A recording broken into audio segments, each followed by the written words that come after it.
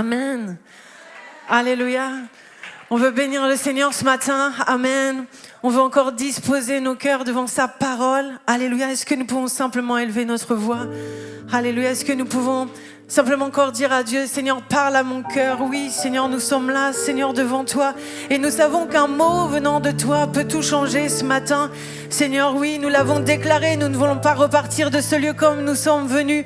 Mais nous voulons vraiment expérimenter ta présence. Seigneur, cette merveilleuse présence. Seigneur, ce matin, tu es là, Seigneur, au milieu de nous.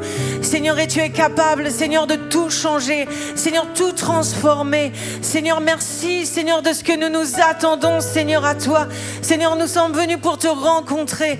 Nous sommes venus pour expérimenter, Seigneur mon Dieu, oui. Seigneur, ta puissance ce matin. Seigneur, Seigneur, tu puisses parler, Seigneur, à nos cœurs, Seigneur, et que nos cœurs soient sensibles, Seigneur, à ta présence, oh Dieu, à ta parole. Seigneur, que nos cœurs ne s'endurcissent pas, que nos cœurs ne se ferment pas, mais que nos cœurs s'ouvrent devant toi. Seigneur, que ton nom, Seigneur, soit glorifié, que toute la gloire, Seigneur, te revienne au nom de Jésus. Amen. Amen. Amen. Nous pouvons prendre place. Nous voulons pouvoir ce matin évoluer sur ce thème du leadership. Amen, qui a été donné pour cette conférence. Et ce matin, je voulais partager avec vous un des handicaps que nous pouvons rencontrer face au leadership. Amen.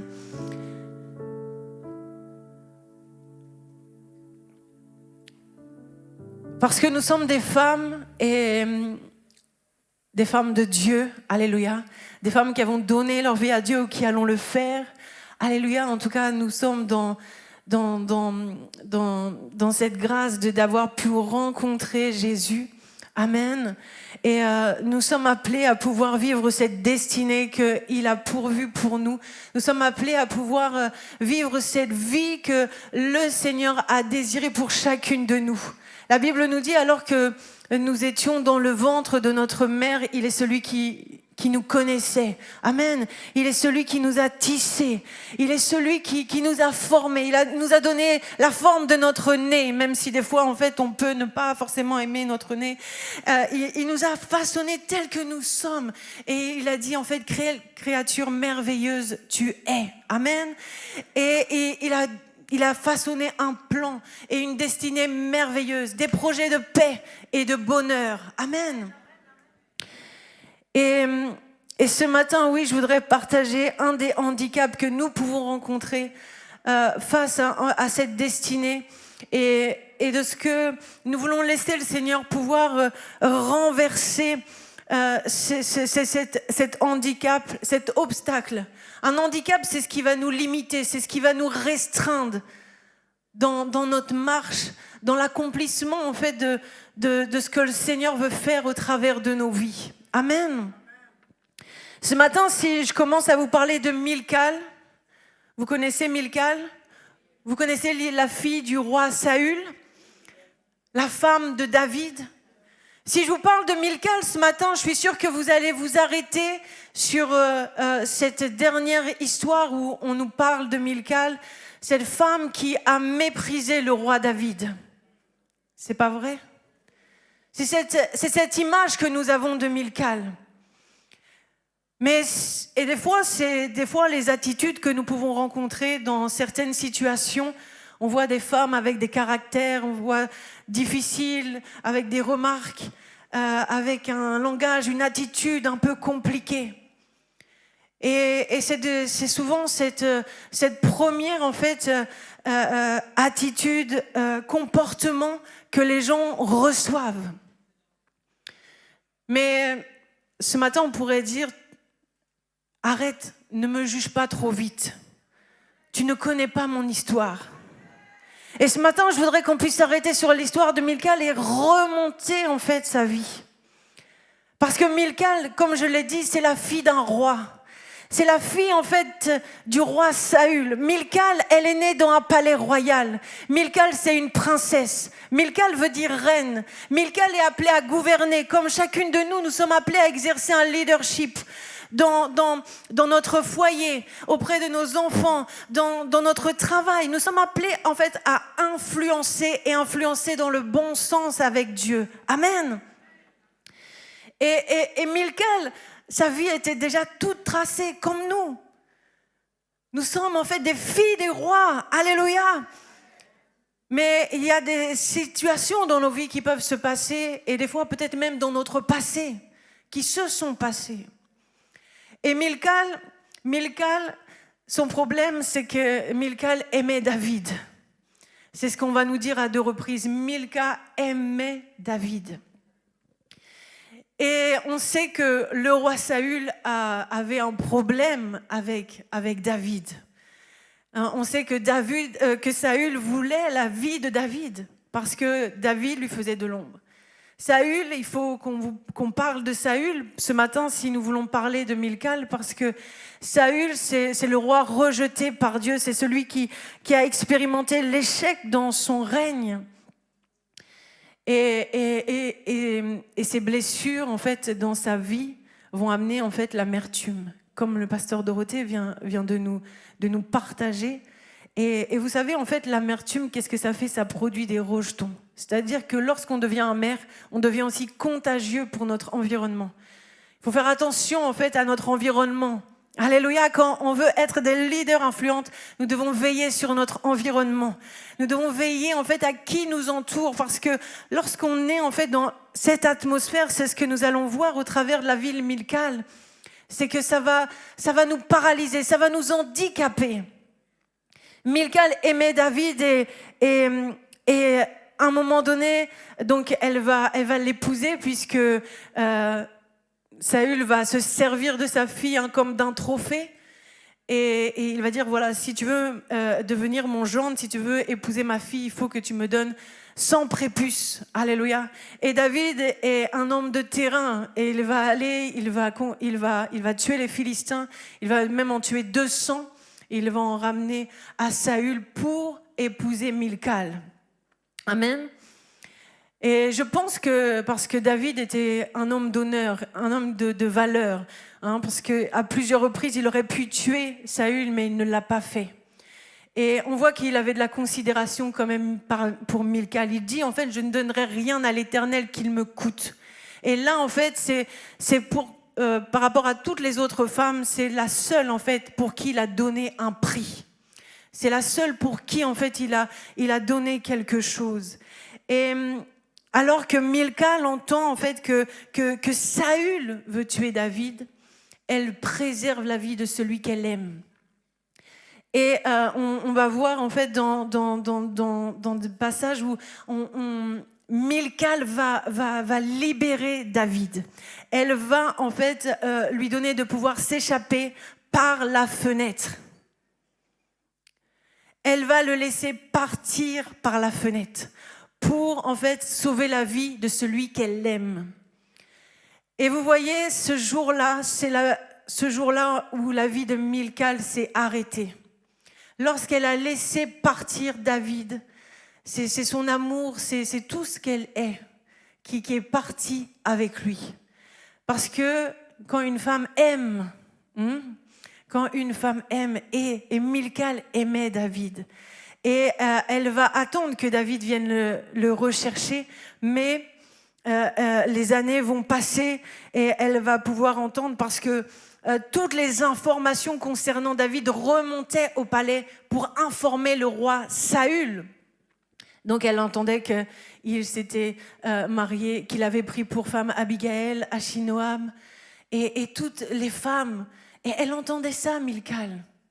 Et ce jour-là, en fait, c'est là où la vie de Milcal s'est arrêtée. Et on a voulu essayer de pouvoir compenser. Vous savez, quand on est blessé, quand il y a des plaies ouvertes, on peut pas guérir n'importe quelle plaie de la même manière. Suivant que ce soit une brûlure, que ce soit une plaie ouverte, il y a différents types de protocoles. Et c'est pareil pour les blessures en fait du cœur. On peut pas guérir avec n'importe quel pansement. Amen. Et pourtant, c'est ce qu'on essaye de faire. On essaye de compenser dans nos vies. On essaye de pouvoir survivre. À l'image un peu de cette Samaritaine. La Samaritaine, elle veut survivre dans la vie. Alors elle trouve des moyens. Elle se dit, je n'irai plus puiser le puits à n'importe quelle heure, j'irai à midi, là où c'est l'heure la plus chaude, là où il n'y a personne, parce que, vous savez, quand vous êtes blessé, vous voulez vous isoler. Vous voulez rester avec votre douleur. C'est que, comme si, en fait, la douleur prend toute la place. Et cette Samaritaine, c'est ce qu'elle a fait, elle voulait plus voir personne. Alors elle s'est dit, je vais aller à midi comme ça, je ne verrai plus personne et je n'aurai plus ce regard sur moi. Et j'aime Jésus parce que Jésus, lui, il est là à midi. Alléluia. Et Jésus, il est là ce matin. Alléluia. Et Jésus, il est venu pour aussi nous rencontrer. Amen. Il est aussi venu pour nous parler et faire quelque chose parce que tu sais combien ta vie est précieuse pour lui. Est-ce que tu sais ce matin combien tu es précieuse pour Dieu? Dieu n'a pas envoyé un ange pour toi. Dieu a envoyé son propre fils pour ta vie parce que tu as de la valeur en fait pour lui. Et Jésus ce matin, il est là et il est au puits. Et il attend cette Samaritaine. Parce que en fait, Jésus il n'est pas venu pour compenser, comme avec Milcal. Saül a voulu la remarier. Et il lui a donné un homme du nom de Palti. Palti, ça veut dire délivrance. Mais ça n'a jamais délivré Milcal. Milcal n'a pas réussi à passer à côté, au-dessus en fait. Et vous savez, quand on est blessé, comme a dit le pasteur Dorothée, quand il y a du non-pardon, quand il y a de la dispute, c'est des choses qui vont arrêter, qui vont ralentir notre course, qui vont même la stopper. Parce que, au lieu en fait d'être focalisé sur Dieu, au lieu d'être focalisé sur ce que Dieu a déposé dans notre cœur, on est focalisé sur ce que il m'a fait mal, il m'a oublié, il m'a laissé, il m'a abandonné, il m'a abusé. Et tout tourne autour en fait de ça. Ça ne devient plus que ça. Et c'est ce qui s'est passé. Mais là en fait, c'est ce que j'aime avec Jésus. Il est là et il est au puits, il attend cette Samaritaine et il commence en fait à parler avec elle. Et elle le regarde en disant, mais toi et moi en fait, on ne doit pas parler. Hein, parce que les Juifs et les Samaritains, ils n'ont pas de relation. Mais Jésus, il va au-delà en fait des barrières culturelles. Il va au-delà. Amen. Et ce que j'aime avec Jésus, c'est que Jésus ne va pas tergiverser avec cette femme. Il ne va pas aller à droite, il ne va pas aller à gauche. À un moment donné, il va lui dire, bon, appelle-moi ton mari. Elle va lui dire, non, mais je n'ai pas de mari. Il dit, tu fais bien. Jésus va pointer le doigt là où il fallait. Et des fois, c'est important en fait que Dieu pointe le doigt où il fallait. C'est important que Dieu, ce matin, en fait, pointe le doigt où il faut. Parce que nous avons besoin de guérir de nos blessures. Nous avons besoin, en fait, de laisser Dieu, en fait, guérir nos cœurs. J'ai aimé, un jour, pasteur Dorothée a prêché, elle a dit, nous devons être fonctionnels pour Dieu. Pour que Dieu puisse nous utiliser, pour que Dieu puisse opérer au travers de nos vies, nous avons besoin d'être fonctionnels. Nous avons besoin en fait de fonctionner avec le regard de Dieu, avec la mentalité, avec la pensée, avec la vision de Dieu. Mais s'il y a des blessures en nous, c'est comme, vous savez, les roulements en fait d'une machine. Quand il suffit d'un petit grain de sable pour arrêter, stopper la machine. Et nous avons besoin ce matin de pouvoir laisser le Saint-Esprit opérer dans nos cœurs. Vous savez, aujourd'hui, il y a toutes sortes de coaching. Et oui, on peut vous coacher à pouvoir en fait avoir une attitude d'assurance. On peut vous coacher à pouvoir tellement faire plein de choses. Mais nous ne voulons pas une vie d'apparence. Nous ne voulons pas en fait paraître. Nous voulons être. Nous voulons en fait vraiment laisser l'évangile ce matin opérer au milieu de nous. Nous croyons à la parole de Dieu.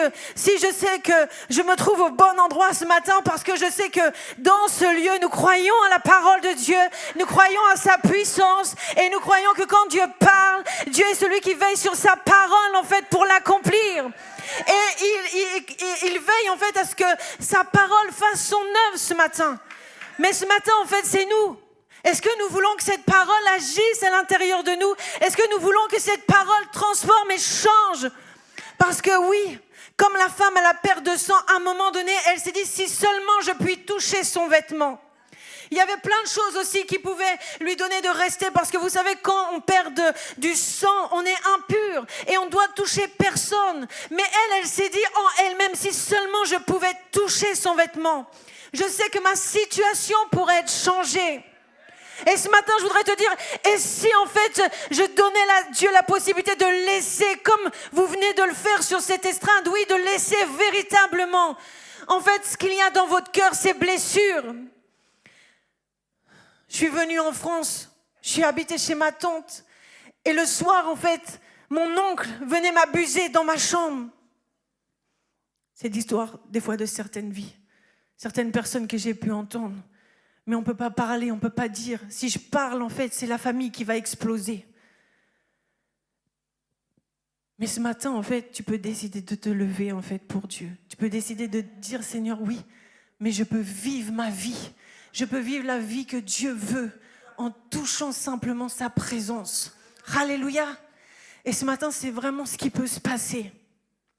C'est vraiment ce qui peut se passer parce que je crois en fait que Dieu est au milieu de nous et qu'il veut pouvoir guérir. Quand j'entendais le pasteur Dorothée, ça venait consolider ce que Dieu avait déposé dans mon cœur. Et je crois vraiment que ce matin, il y a cette œuvre en fait que Dieu veut faire. Mais il faut comprendre que c'est nous, c'est notre décision, comme cette femme en fait avec cette perte de sang. Elle a décidé de se lever. Elle a décidé d'arrêter de raisonner et de pouvoir en fait toucher le vêtement de Dieu. Amen.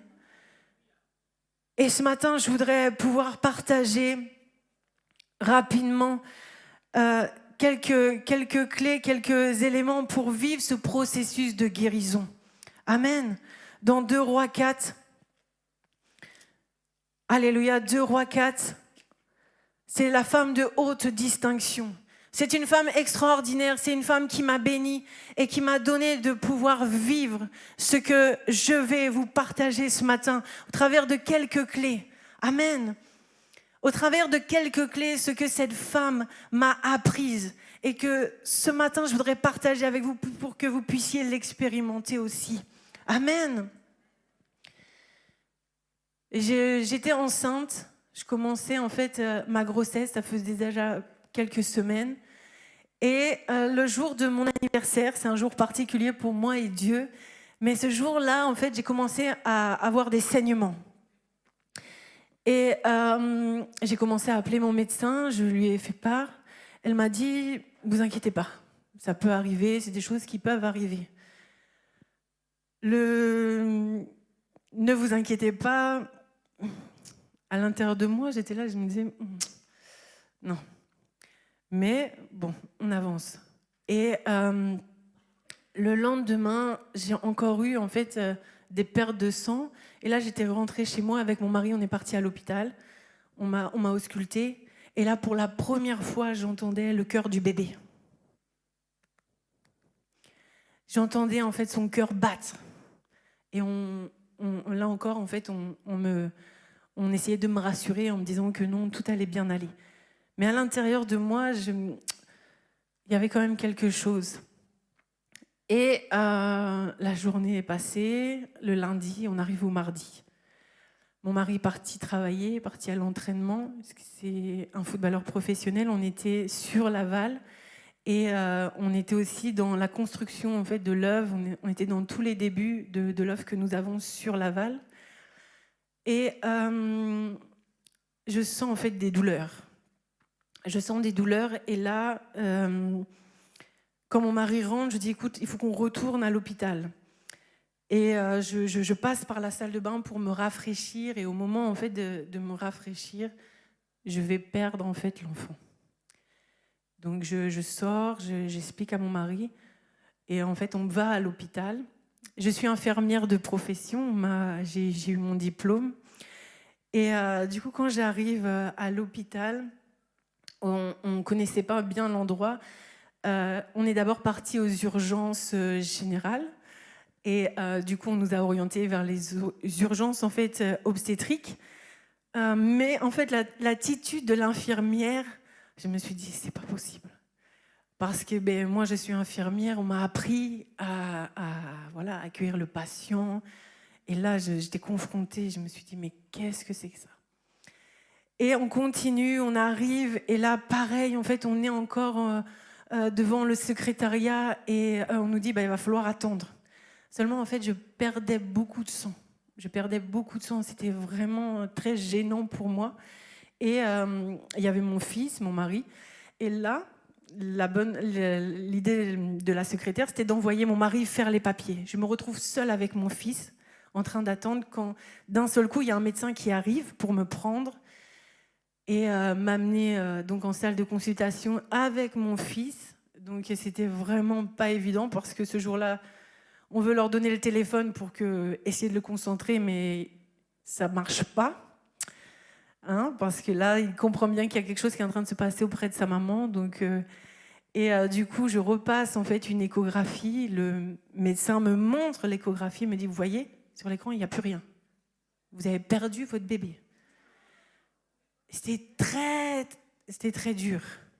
Très, très, très dur parce qu'il n'y a même pas 3 jours, j'avais entendu son cœur battre. Mais je savais en fait qu'avec Dieu, tout est possible. C'est-à-dire que Dieu pouvait permettre que l'enfant puisse vivre, mais Dieu pouvait permettre aussi de le reprendre. Vous savez, des fois, il y a des choses comme ça avec Dieu. On ne comprend pas toujours. On ne comprend pas toujours comment Dieu fonctionne, mais on sait une chose, c'est qu'on doit lui faire confiance. Amen. Et vraiment, mais il y avait vraiment Dieu. Et ce passage que j'avais prêché 3 mois avant est revenu dans mon esprit. J'ai revu cette femme à qui en fait aussi il avait été fait cette promesse et avec qui on lui avait donné en fait un enfant. Et elle avait dit au serviteur, ne me trompe pas, amen. Et l'enfant meurt. On est dans 2 Rois 4 au verset 17. Je vais le lire rapidement, amen, juste pour qu'on puisse bien l'avoir dans notre esprit. Cette femme devint enceinte et elle enfanta un fils à la même époque. L'année suivante, comme Élisée lui avait dit, l'enfant grandit. Et un jour qu'il était allé trouver son père vers les moissonneurs, il dit à son père, ma tête, ma tête. Le père dit à son serviteur, porte-le à sa mère. Le serviteur l'emporte et l'amena à sa mère. L'enfant resta sur les genoux de sa mère jusqu'à midi, puis il mourut. Elle monta, le coucha sur le lit de l'homme de Dieu, ferma la porte sur lui et sortit. Elle appela son mari et dit, envoie-moi, je te prie, un des serviteurs et une des ânesses. Je veux aller en hâte vers l'homme de Dieu et je reviendrai. Et il lui dit, pourquoi veux-tu aller aujourd'hui vers lui ? Ce n'est ni la nouvelle lune, ni sabbat. Elle répondit, tout va bien. Puis elle fit sceller l'ânesse et dit à son serviteur, mène et part, et ne m'arrête pas en route sans que je te le dise. Elle part donc et se rendit vers l'homme de Dieu sur la montagne du Carmel. L'homme de Dieu, l'ayant aperçu de loin, dit à Géasim, son serviteur, voici cette Sunamite. Maintenant, cours donc à sa rencontre et dis-lui, te portes-tu bien, ton mari et ton enfant se portent-ils bien ? Elle répondit, bien. Et dès qu'elle fut arrivée auprès de l'homme de Dieu dans la montagne, elle embrassa ses pieds. Géasim s'approcha pour la repousser, mais l'homme de Dieu dit « Laisse-la, car son âme est dans l'amertume, et l'Éternel me l'a cachée et me l'a point fait connaître. » Alors elle dit « Ai-je demandé un fils à mon Seigneur ? Ne t'ai-je pas dit, ne me trompe pas ?»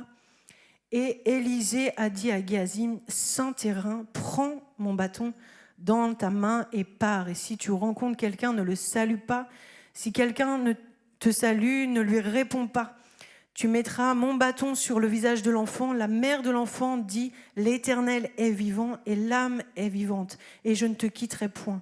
Et il se leva et la suivit. Géazim les avait devancés, il avait mis le bâton sur le visage de l'enfant, mais il n'eut ni voix, ni signe d'intention. Et il s'en retourna à la rencontre d'Élisée et lui rapporta la chose en disant, l'enfant ne s'est pas réveillé. Qu'Élisée arriva dans la maison et voici l'enfant était mort, couché sur son lit. Élisée entra et ferma la porte sur eux deux et il pria l'Éternel. Il monta et se coucha sur l'enfant. Il mit sa bouche sur sa bouche, ses yeux sur ses yeux, ses mains sur ses mains et il s'étendit sur lui et la chair de l'enfant se réchauffa. Élisée s'éloigna et alla çà et là par la maison, puis remonta et s'étendit sur l'enfant. Et l'enfant éternua 7 fois et il ouvrit les yeux. Élisée appela Géazim et il dit, appelle cette Sunamite. Géazim l'appela et elle vint vers Élisée qui dit, prends ton fils. Elle alla se jeter à ses pieds et se prosterna contre terre et elle prit son fils et sortit. Amen. J'ai appris en fait à bénir Dieu même quand je ne comprenais pas. J'ai appris à bénir Dieu pour cette perte de cet enfant. Et cet enfant, je lui ai donné ce nom en fait. Je louerai Dieu en toutes circonstances. Amen. Oui, en fait, cet enfant, même s'il a eu que quelques semaines, a été vraiment une grâce, une opportunité pour moi de pouvoir dire à Dieu, je te louerai encore. Amen. Je te louerai encore, quelles que soient les difficultés. Je comprends pas, Seigneur, ce qui m'arrive, mais Seigneur, je sais que tu es un bon Dieu et je sais en fait que tu prends soin de moi en tout temps. Alors aujourd'hui, je ne comprends pas, mais je te louerai encore. Alléluia. Nous sommes rentrés de l'hôpital, nous avons béni le Seigneur avec mon mari, nous avons rendu grâce à Dieu, amen. Et le soir, il devait tenir une réunion. Il m'a demandé, il m'a dit, est-ce que j'y vais, je te laisse? J'ai dit, il n'y a pas de problème, va prêcher. Moi, je reste, je vais faire dormir l'enfant et je vais prendre un temps dans la présence de Dieu. Amen. C'est là où nous devons nous trouver.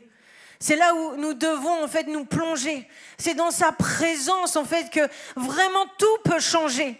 Il n'y a pas d'autre solution. Il n'y a pas d'autre alternative que sa présence. Tu veux guérir, tu veux en fait t'en sortir, tu veux passer à autre chose. C'est dans sa présence en fait que tout peut changer. Oui, tout peut changer. Et cette femme l'avait compris. Quand elle voyait cet homme, elle a dit non, il faut qu'on construise une chambre haute. Et il faut que le serviteur de Dieu vienne se reposer. Elle avait compris en fait l'importance de la présence de Dieu.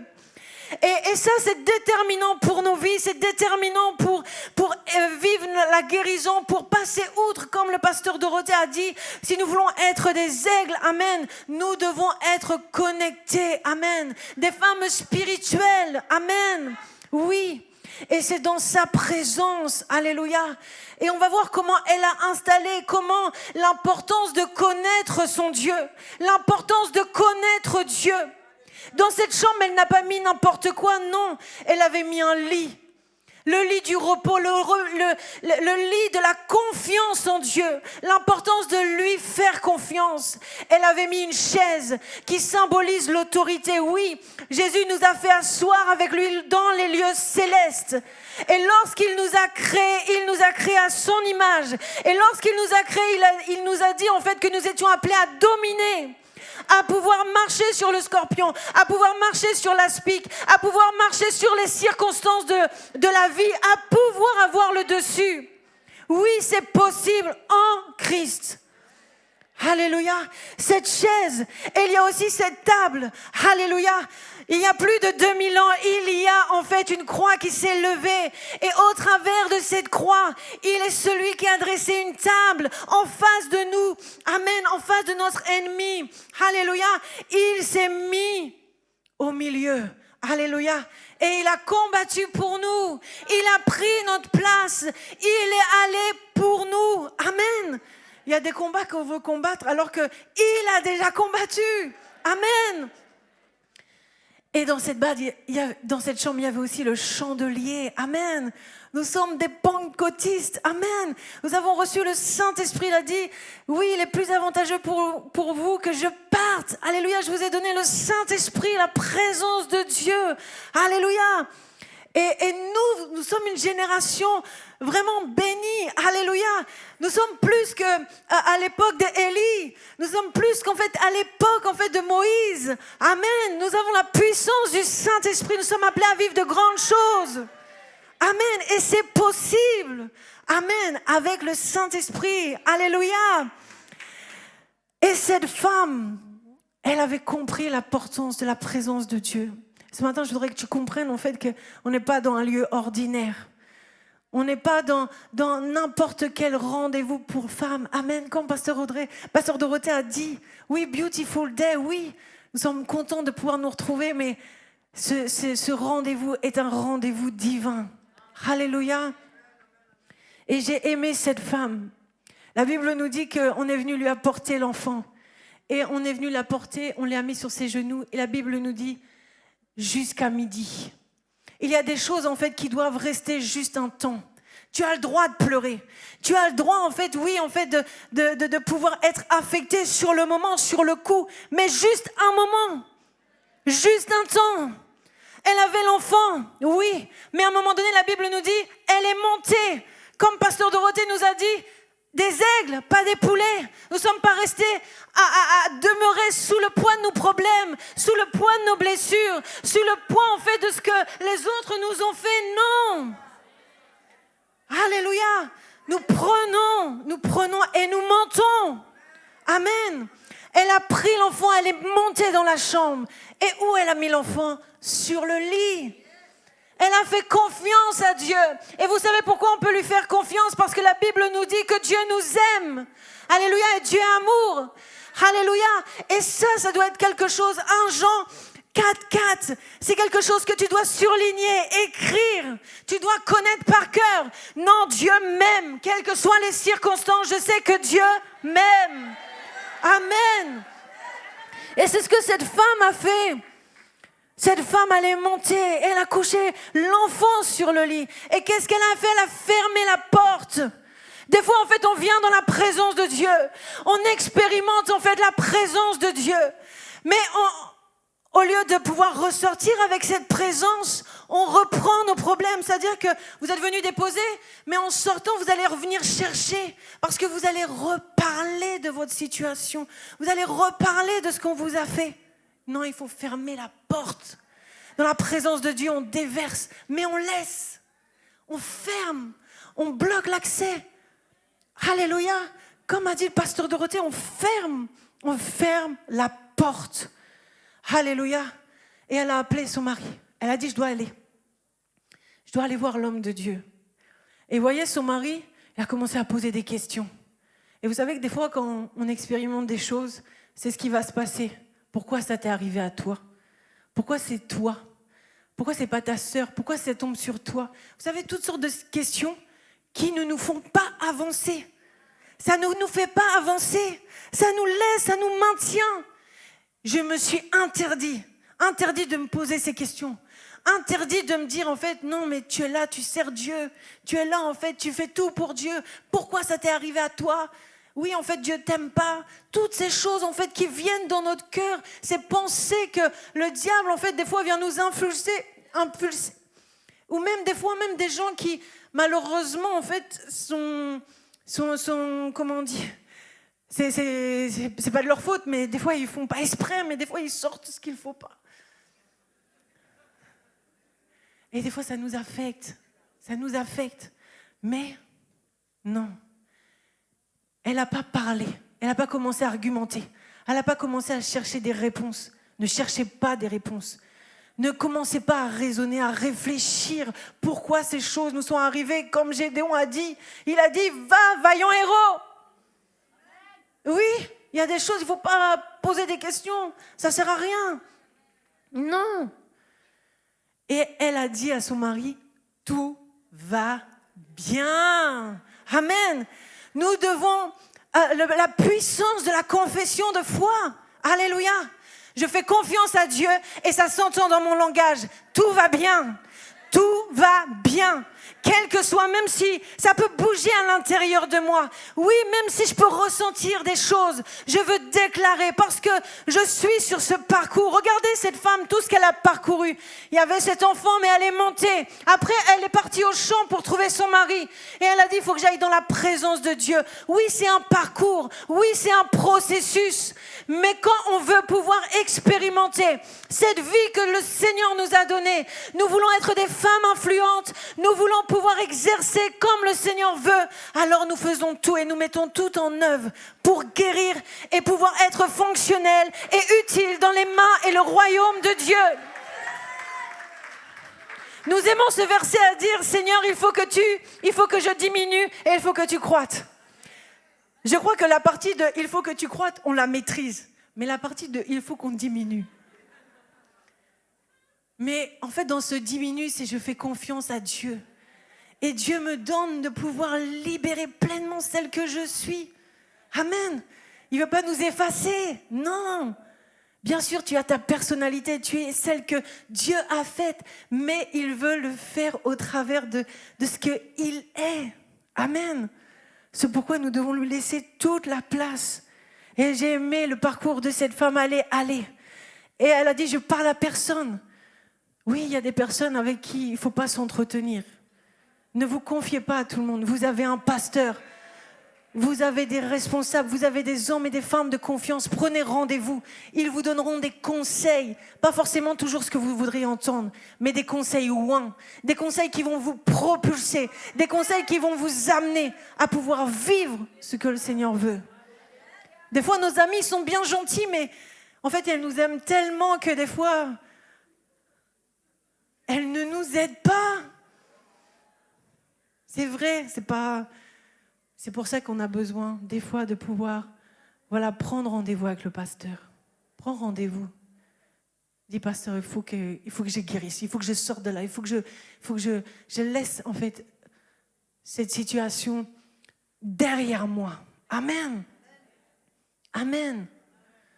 On ne peut pas toujours regarder en arrière quand on veut avancer. C'est comme dans une voiture, on peut regarder de temps en temps en fait dans le rétroviseur pour éviter de refaire les mêmes erreurs. Mais on est appelé à regarder de l'avant si on ne veut pas avoir d'accident. Amen. Et dans la vie, c'est pareil. Nous devons en fait aller de l'avant. Et c'est dans sa présence,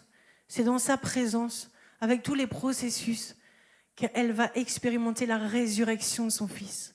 Et ce que j'aime, c'est vraiment ça avec Dieu, c'est que Dieu vient et se met face à face avec son fils, face à face avec cette situation. Il a combattu pour nous, il a fait pour nous et il a tout accompli. Amen. Et tout est possible. C'est vrai que j'ai perdu l'enfant, on a béni Dieu, mais quelques semaines après, je suis retombée enceinte. Et vous l'avez vu sur les photos, c'est Oshaina. Là, aujourd'hui, elle a 9 ans, elle est en bonne santé, plus que même la joie est débordante. Et vraiment, c'était incroyable. Même pendant ma grossesse, j'ai dû assister en fait une femme qui était à l'hôpital. Elle était sur le point de perdre ses jumeaux. C'était pas évident pour moi parce que, vous voyez, j'étais enceinte. C'était Oshaina. Mais pareil, en fait, j'ai vraiment écouté ce que cette femme a fait. J'ai fermé mes oreilles à tout le monde émotionnel et j'ai vraiment regardé à Dieu. Et j'ai pu vivre la destinée, le plan en fait que Dieu avait au travers de ces moments. Amen. Dieu change le mal en bien. Amen.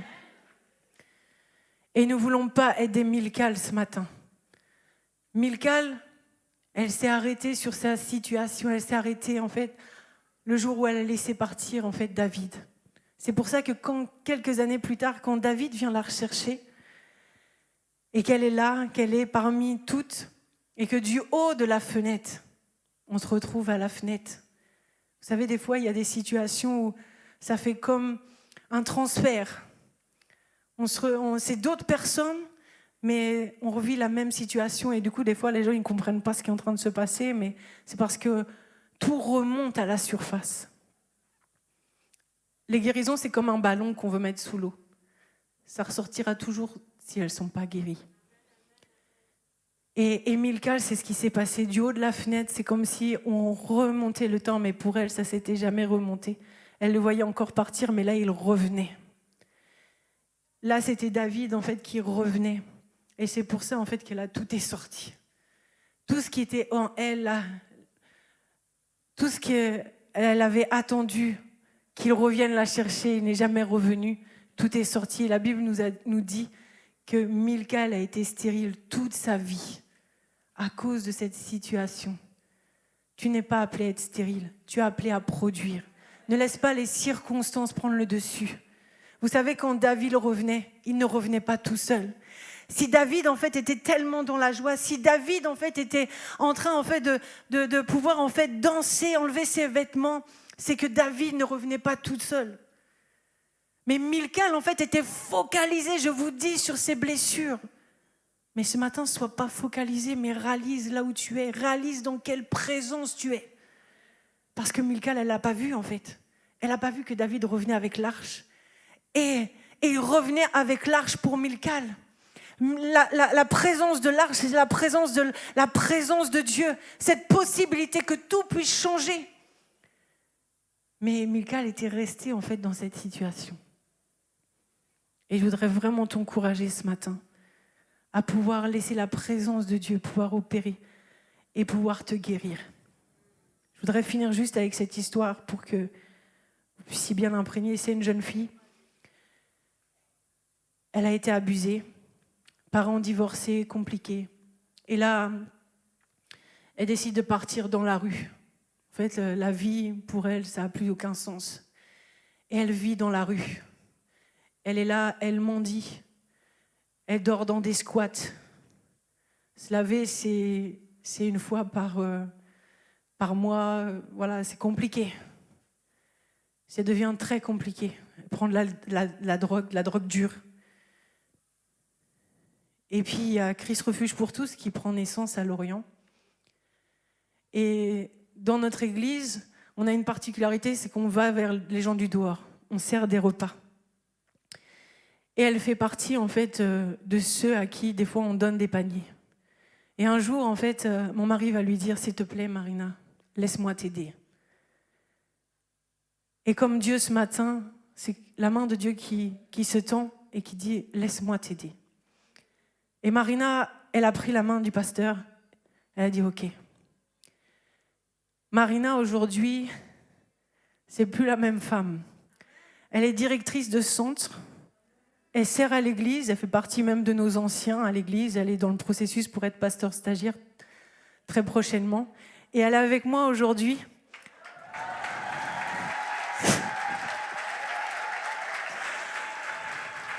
Mais ça, c'est Dieu. Ça, c'est Dieu. Ça, c'est la marque de Dieu. Et je voulais vous laisser avec ce témoignage pour que vous puissiez visualiser que les choses sont possibles. Que vraiment les choses sont possibles. Soyez vraiment bénis. Alléluia, ce matin.